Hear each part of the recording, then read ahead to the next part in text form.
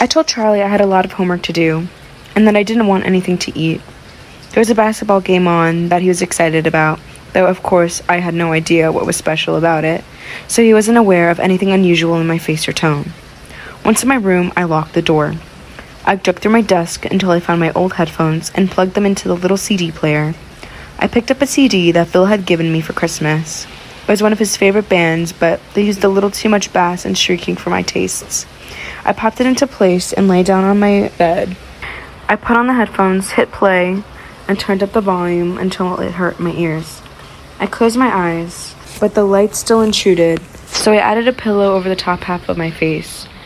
I concentrated very carefully on the music, trying to understand the lyrics, to unravel the complicated drum patterns. By the third time I'd listened through the CD, I knew all the words to the choruses, at least.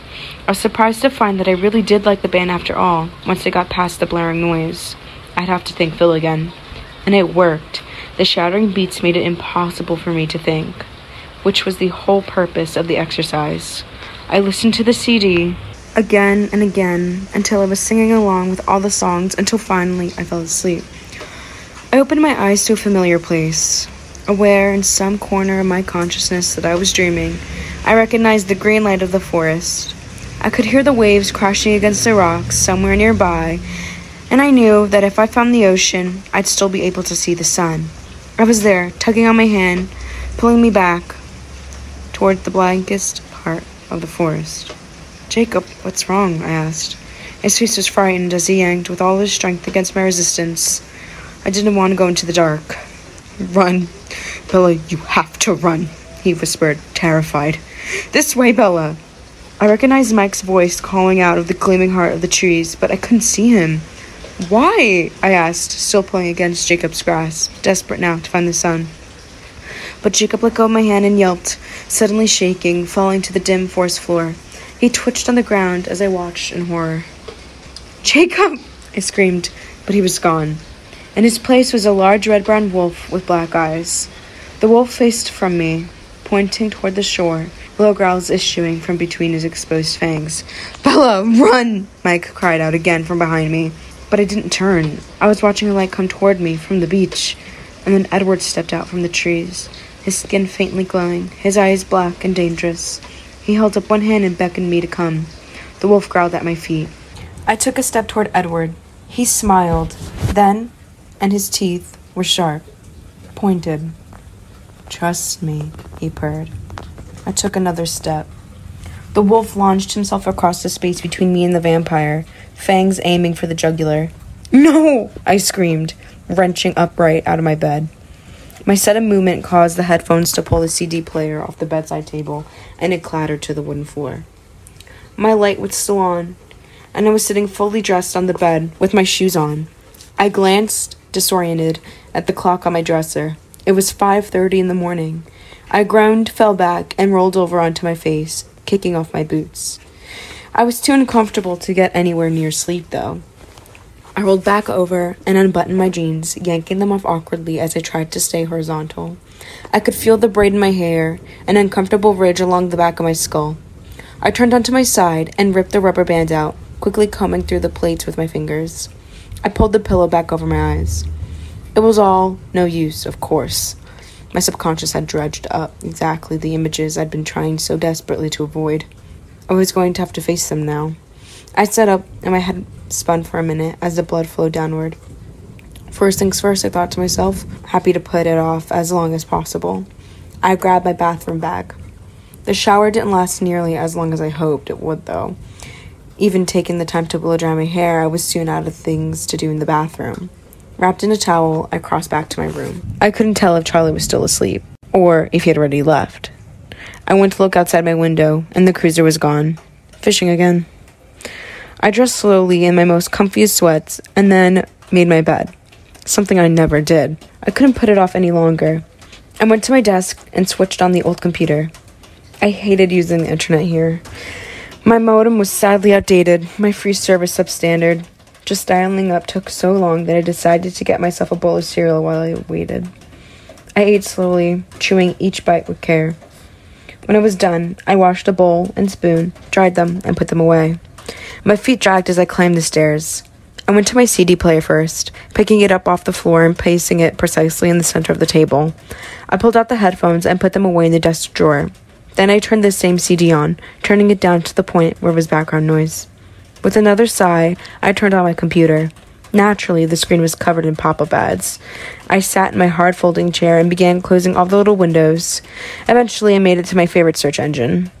I shot down a few more pop-ups and then I typed in one word: vampire. It took an infuriating long time, of course. When the results came up, there was a lot to sift through. Everything from movies and TV shows to role-playing games, underground metal, and gothic cosmetic companies. Then I found a promising site: vampires, A to Z. I waited impatiently for it to load, quickly clicking close each ad that flashed across the screen. Finally, the screen was finished. Simple white background with black text. Academic looking. 2 quotes greeted me on the homepage. Throughout the vast, shadowy world of ghosts and demons, there is no figure so terrible, no figure so dreaded and abhorred, yet dight with such fearful fascination as the vampire, who is himself neither ghost nor demon, but yet who partakes the dark natures and possesses the mysterious and terrible qualities of both. Rev. Montague Summers. If there is in this world a well-attested account, it is that of the vampires. Nothing is lacking: official reports, affidavits of well-known people, of surgeons, of priests, of magistrates. The judicial proof is most complete. And with all that, who is there who believes in vampires? Rousseau. The rest of the site was an alphabetical listing of all the different myths of vampires held throughout the world. The first I clicked on, the Danag, was a Filipino vampire supposedly responsible for planting taro on the islands long ago. The myth continued that the Danag worked with humans for many years, but the partnership ended one day when a woman cut her finger, and a Danag sucked her wound, enjoying the taste so much that it drained her body completely of blood. I read carefully through the descriptions, looking for anything that sounded familiar or little implausible. It seemed that most vampire myths centered around beautiful women as demons and children as victims. They also seemed like constructs created to explain why the high morality rates for young children and to give men an excuse for infidelity. Many of the stories involved bodiless spirits and warnings against improper burials. There wasn't much that sounded like the movies I'd seen, and only a very few like the Hebrew Estri and the Polish Upir, who were even preoccupied with drinking blood. Only 3 entries really caught my attention. The Romanian Verculasi, a powerful undead being who could appear as a beautiful pale-skinned human. The Slovak Nelepsi, a creature so strong and fast it could massacre an entire village in this single hour after midnight. And one other, the Stragoni Benefici. Stragoni Benefici, an Italian vampire, said to be on the side of goodness and a mortal enemy of all evil vampires. It was a relief, that one small entry, the one myth amongst hundreds that claimed the existence of good vampires. Overall, though, there was little that coincided with Jacob's stories or my own observations. I'd made a little catalog in my head as I read carefully and compared it with each myth. Speed, strength, beauty, pale skin, eyes that shift color, and then Jacob's criteria. Blood drinkers, enemies of the werewolf, cold-skinned and immortal. There were very few myths that matched even one factor. And then another problem, one that I remember from the small number of scary movies that I'd seen and was backed up by today's readings. Vampires couldn't come out in daytime. The sun would burn them to a cinder. They slept in coffins all day and came out only at night. Aggravated, I snapped off the computer's main power switch, now waiting to shut things down properly. Through my irritation, I felt overwhelming embarrassment. It was all so stupid. I was sitting in my room researching vampires. What was wrong with me? I decided that most of the blame belonged on the doorstep of the town of Forks, and the entire Southern Olympic Peninsula for that matter. I had to get out of the house, but there was nowhere I wanted to go that didn't involve a 3-day drive. I pulled on my boots anyway, unclear where I was headed, and went downstairs. I shrugged into my raincoat without checking the weather and stopped out the door. It was overcast, but not raining yet. I ignored my truck and started east on foot, angling across Charlie's yard toward the ever-encroaching forest. It didn't take long till I was deep enough for the house and the road to be invisible, but for the only sound to be the squish of the damp earth under my feet and the sudden cries of the jays. There was a thin ribbon of a trail that led through the forest here, or I wouldn't risk wandering on my own like this. My sense of direction was hopeless. I could get lost in much less helpful surroundings. The trail wound deeper and deeper in the forest, mostly east as far as I could tell. It snaked around the Sitka spruces and the hemlocks, the yews and the maples.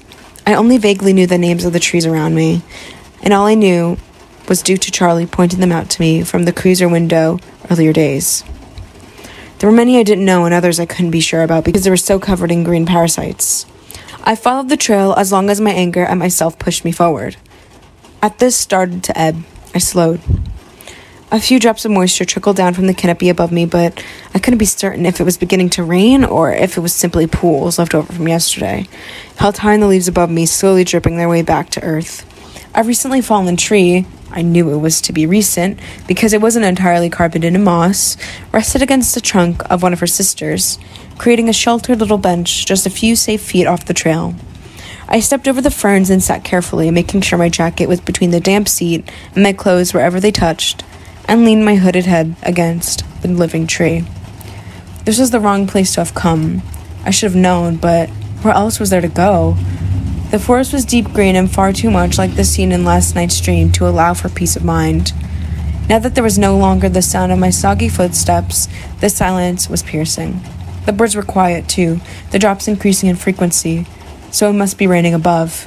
The fern stood higher than my head, now that I was seated, and I knew someone could walk by on the path 3 feet away and not see me. Here in the trees, it was much easier to believe the absurdities that embarrassed me indoors.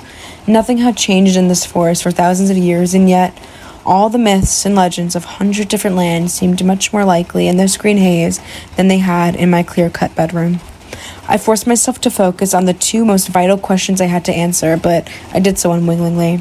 First, I had to decide if it was possible that what Jacob had said about the Cullens could be true. Immediately, my mind responded with a resounding negative. It was silly and morbid to entertain such ridiculous notions, but what then? I asked myself. There was no rational explanation for how I was alive at this moment. I listed again in my head the things I had observed myself. The impossible speed and strength, the eye color shifting from black to gold and back again, the inhumane beauty, the pale, frigid skin, and more small things that registered slowly. How they never seemed to eat, the disturbing grace which they moved, and the way he sometimes spoke with unfamiliar candidness and phrases that better fit the style of a turn-of-the-century novel than that of a 21st century classroom. He'd skipped class the day we'd done blood typing. He hadn't said no to the beach trip till he heard where we were going. He seemed to know what everyone around him was thinking, except me. He had told me that he was the villain, dangerous. Could the Cullens be vampires? Well, they were something. Something outside the possibility of rational justification was taking place in front of my incredulous eyes. Whether it be Jacob's cold ones or my own superhero theory, Edward Cullen was not human. He was something more. So then maybe that would have to be my answer for now. And then the most important question of all, what was I going to do if it was true? If Edward was a vampire, I could hardly make myself think the words. Then what should I do? Involving someone else was definitely out. Only 2 options seemed practical. The first was to take his advice, to be smart, to avoid him as much as possible, to cancel our plans, to go back to ignoring him as far as I was able, to pretend there was an impenetrably thick glass wall between us and the one class where we were forced together, to tell him to leave me alone, and mean it this time. I was gripped in a sudden agony of despair as I considered. My mind rejected the pain, quickly skipping on to the next option. I could do nothing different. After all, if he was something sinister, he'd done nothing to hurt me so far. In fact, it would be a dent in Tyler's fender if he hadn't acted so quickly. So quickly, I argued with myself that it might have been sheer reflexes, but if it was a reflex to save lives, how bad could he be? I retorted. My head spun around in answerless circles. There was one thing I was sure of, if it was sure of anything. The dark Edward in my dream last night was a reflection only of my fear of the world Jacob had spoken, and not Edward himself. Even so, when I'd scream out in terror at the werewolf's lunge, it wasn't fear for the wolf that brought the cry of no to my lips. It was a fear that he would be harmed. Even as he called to me with sharpened fangs, I feared for him. And I knew in that I had my answer. I didn't know if there was ever a choice, really. I was already in too deep. Now that I knew, if I knew, I could do nothing about my frightening secret, because when I thought of him, of his voice, his hypnotic eyes, the magnetic force of his personality, I wanted nothing more than to be with him right now. But I couldn't think of it. Not here alone in the darkening forest. Not while the rain made it dim as twilight under the canopy and patterned like footsteps across the matten earthen floor. I shivered and rose quickly from my place of concealment, worried that somehow the path would have disappeared with the rain. But it was there, safe and clear, winding its way out of the dripping green maze. I followed it hastily, my hood pulled closed around my face, becoming surprised as I nearly ran through the trees at how far I'd come. I started to wonder if I was heading out at all or following the path farther into the confines of the forest. Before I could get too panicky, though, I began to glimpse some open spaces through the web branches, and then I could hear a car passing on the street, and I was free. Charlie's lawn stretched out in front of me, the house beckoning me. It was just noon when I got back inside. I went upstairs and got dressed for the day. Jeans and a t-shirt. Since I was staying indoors, it didn't take too much of an effort to concentrate on my task for the day, a paper on Macbeth that was due Wednesday. I settled into outlining a rough draft contentedly, more serene than I had felt since Thursday afternoon, if I'm being honest. That had always been my way, though. Making decisions was the most painful part for me, the part I agonized over, but once the decision was made, I simply followed through, usually with relief that the choice was made. Sometimes the relief was tainted by despair, like my decision to come to Forks, but it was still better than wrestling with the alternatives. This decision was ridiculously easy to live with, dangerously easy, and so the day was quite productive. I finished my paper before 8. Charlie came home with a large catch, and I made a mental note to pick up a book for recipes for fish while I was in Seattle next week. The chills that flashed up my spine whenever I thought of that trip were no different than the ones I'd felt before I'd taken my walk with Jacob Black. I should be different, I thought. I should be afraid. I knew I should be, but I couldn't feel the right kind of fear. I slept dreamlessly that night, exhausted from beginning my day so early and sleeping so poorly the night before. I woke for the second time since arriving in Forks to the bright yellow light of a sunny day. I skipped to the window, stunned to see that there was hardly a cloud in the sky, and those there were just fleecy little white puffs that couldn't possibly be carrying any rain. I opened the window, surprised when it opened silently without sticking, not having opened it in who knows how many years, and sucked in the relatively dry air. It was nearly warm and hardly windy at all. My blood was electric in my veins. Charlie was finishing breakfast when I came downstairs, and he picked up on my mood immediately. "Nice day out," he commented. "Yeah," I agreed with a grin. He smiled back, his brown eyes crinkling around the edges. When Charlie smiled, it was easier to see why he and my mother had jumped too quickly into an early marriage. Most of the young romantics he'd been in those days had faded before I'd known him, and as the curly brown hair, the same color, if not the same texture as mine, had dwindled, slowly revealing more and more of the shiny skin at his forehead. But when he smiled, I could see a little of the man who had run away with Renee when she was just 2 years older than I was now. I ate breakfast cheerily, watching the dust motes stirring in the sunlight that streamed in the back window. Charlie called out a goodbye, and I heard the cruiser pull away from the house. I hesitated on my way out the door, hand on my rain jacket. It would be tempting fate to leave it home. With a sigh, I folded it over my arm and stepped out into the brightest light I'd seen in months.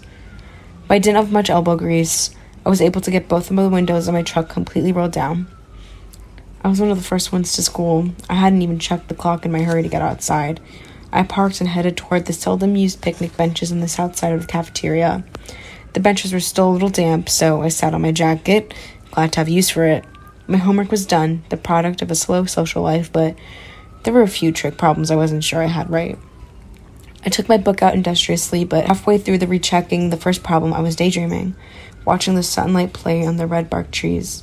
I sketched inattentively along the margins of my homework. After a few minutes, I suddenly realized I'd drawn 5 pairs of dark eyes, staring out of the page at me. I scrubbed them out with the eraser. "Bella!" I heard someone call, and it sounded like Mike. I looked around to realize that the school had become populated while I was sitting there, absent-minded.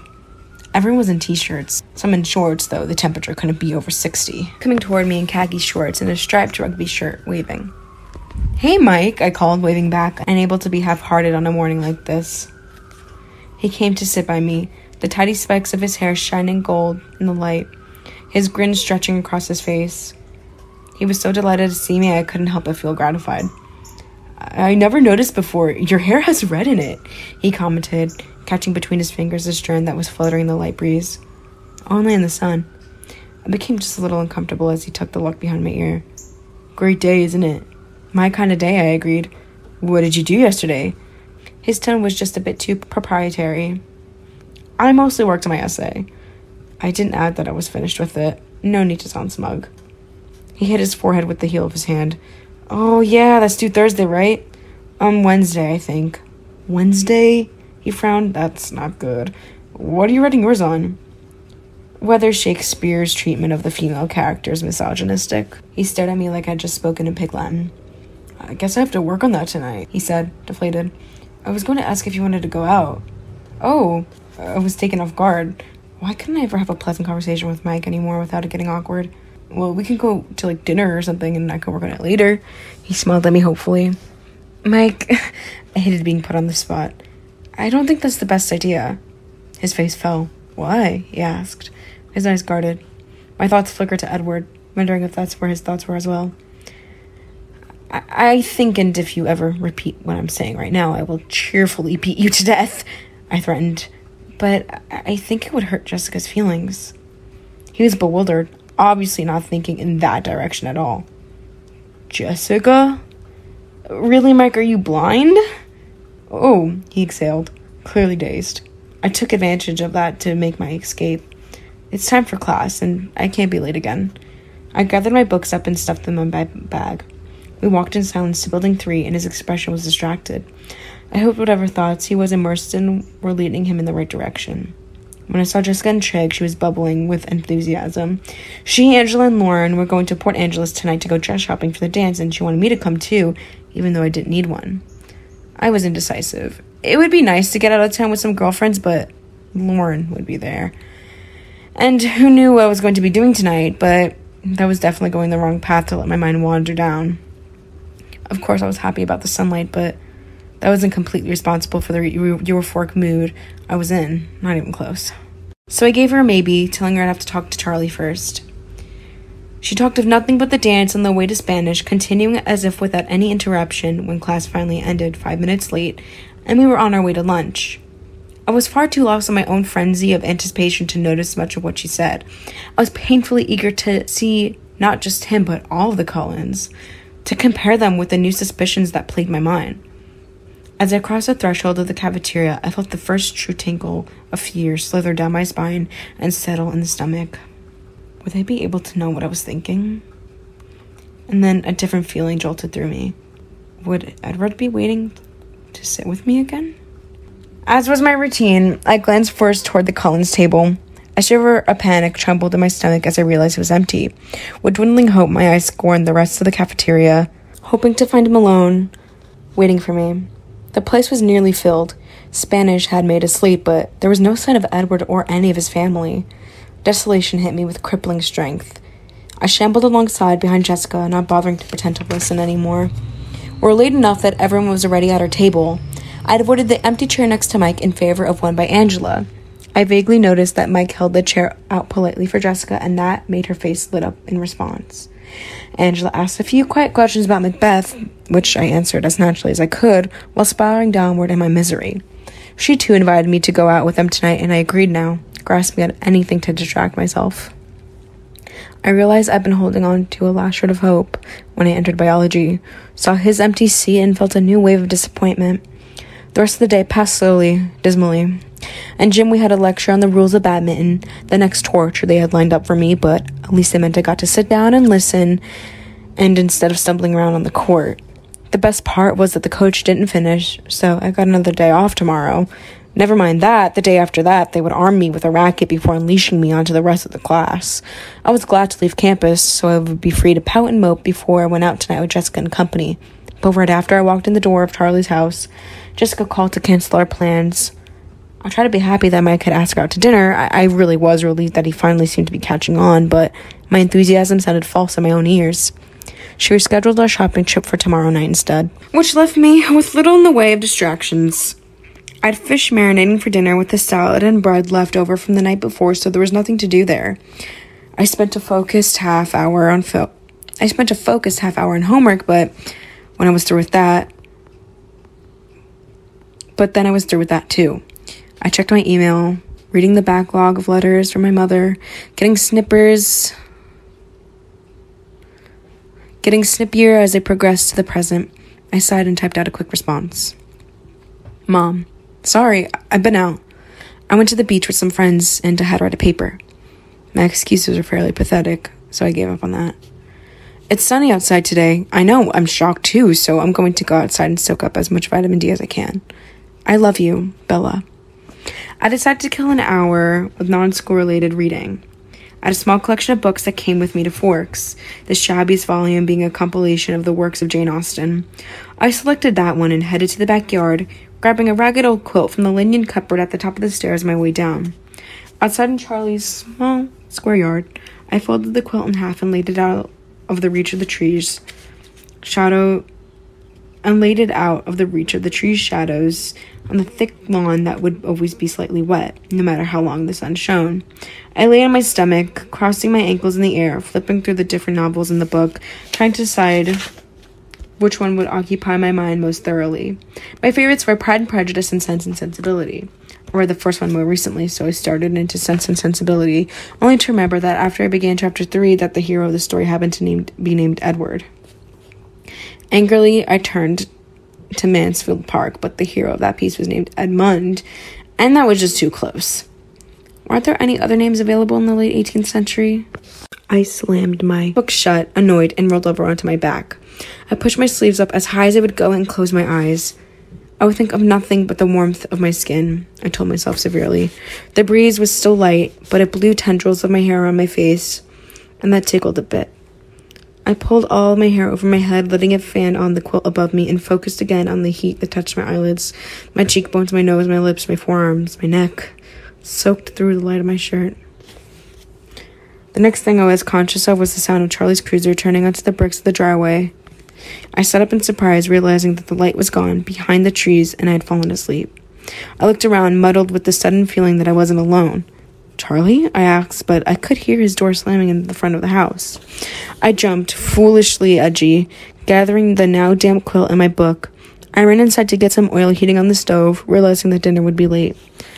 Charlie was hanging up his gun belt and stepping out of his boots when I came in. Sorry, Dad, dinner's not ready yet. I fell asleep outside. I stifled a yawn. Don't worry about it, he said. I wanted to catch the score on the game anyway. I watched TV with Charlie after dinner for something to do. There wasn't anything I wanted to watch, but he knew I didn't like baseball, so he turned it into some mindless sitcom that neither of us enjoyed. He seemed happy, though, to be doing something together, and it felt good, despite my depression, to make him happy. Dad, I said during a commercial, Jessica and Angela are going to look at dresses for the dance tomorrow night in Port Angeles, and they wanted me to help them choose. Do you mind if I go with them? Jessica Stanley? He asked. And Angela Weber. I sighed as I gave him the details. He was confused. But you're not going to the dance, right? No, Dad. I'm going to help them find dresses, giving them constructive criticism. I wouldn't have to explain this to a woman. Well, okay. He seemed to realize that he was out of his depth with girly stuff. It's a school night, though. We'll leave right after school so we can get back early. You'll be okay for dinner, right? Bells, I've fed myself for 17 years before you got here, he reminded me. I don't know how you survived, I muttered, but then added more clearly. I'll leave some things for cold cut sandwiches in the fridge, okay? Right on top. It was sunny again in the morning. I was awakened with renewed hope that I grimly tried to suppress. I dressed for the warmer weather in a deep blue V-neck blouse, something I'd have worn in the dead of winter in Phoenix. I had planned my arrival at school so that I barely had time to make it to class. With a sinking heart, I circled the full lot for space, while also searching for the silver Volvo that was clearly not there. I parked in the last row and hurried to English, arriving breathless but subdued before the final bell. It was the same as yesterday. I just couldn't keep little sprouts of hope from budding in my mind, only to have them squashed painfully as I searched the lunchroom in vain and sat at my empty biology table. The Port Angeles scheme was back on again for tonight and made all the more attractive by the fact that Lauren had other obligations. I was so anxious to get out of the town so I could stop glancing over my shoulder, hoping to see him appearing out of the blue the way he always did. I thought to myself that I would be in a good mood tonight and not ruin Angela's or Jessica's enjoyment in the dress hunting. maybe I could do a little clothes shopping as well. Or if you think I might be shopping alone in Seattle this weekend, so no longer interested in the earlier arrangement. Surely he wouldn't cancel without at least telling me. Jessica followed me home in her old white Mercury so that I could ditch my books and truck. I brushed through my hair quickly when I was inside, feeling a slight lift of excitement as I contemplated getting out of Forks. I left a note for Charlie on the table, explaining again where to find dinner, switched my scruffy wallet from my school bag to a purse I rarely used, and ran out to join Jessica. We went to Angela's house next, and she was waiting for us. My excitement increased exponentially as we actually drove out of the town limits.